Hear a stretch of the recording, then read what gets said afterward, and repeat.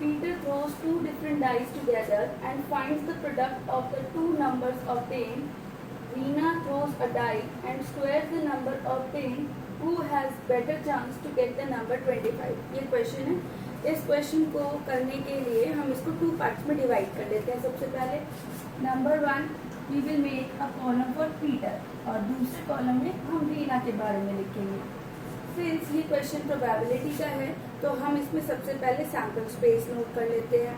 तो sample space बनेगी Peter के लिए 36 क्योंकि उसने दो डिफरेंट डाइस को थ्रो किया।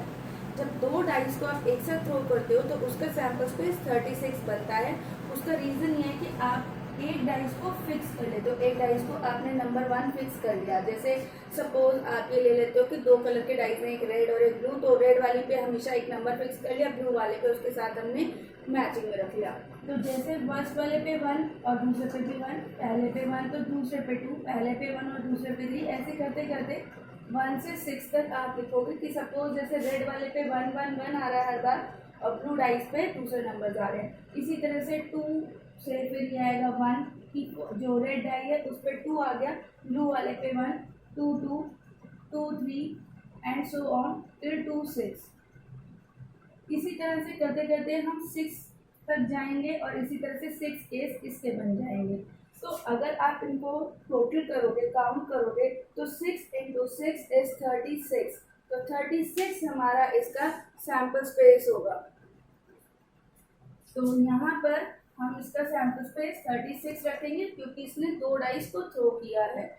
और अब इसके बाद हमें इसका इवेंट बताना है। हमें बताना है कि इसको कितना प्रोबेबिलिटी है कि इसके पास 25 आए। तो नंबर हमें चाहिए गेटिंग सम 25। तो 25 कब आ सकता है, सॉरी गेटिंग प्रोडक्ट 25। प्रोडक्ट 25 कब आ सकता है? जब इसके पास दोनों ही डाइस पे 5 and 5 आए, ओनली देन ही can get 25 as the product. अब यानी नंबर ऑफ इवेंट हो गया 1।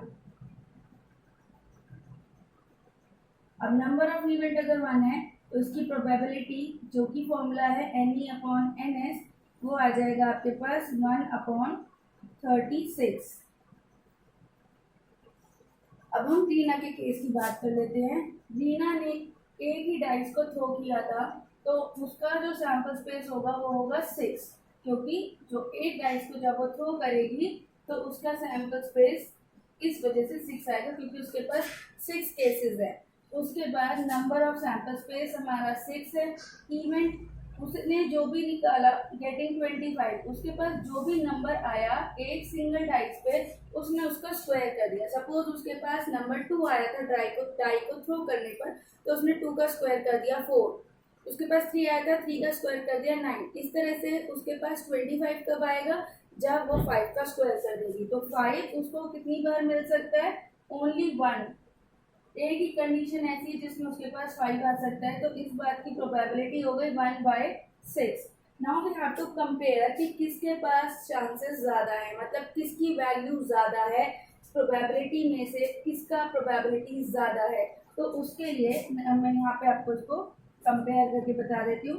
तो प्रोबेबिलिटी इसको हम लिख लेते हैं for Peter and probability for Reena.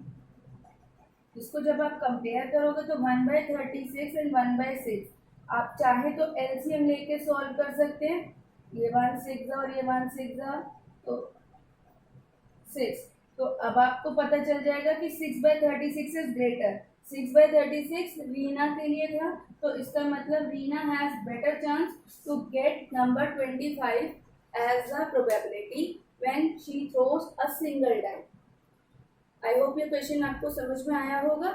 और कोई क्वेश्चन इस तरह का अगर आपको आंसर सॉल्यूशन उसका चाहिए तो आप कमेंट सेक्शन में लिख के मुझे ज़रूर बताइएगा। मेरी वीडियो को लाइक ज़रूर कीजिएगा and subscribe my channel also. Thank you very much.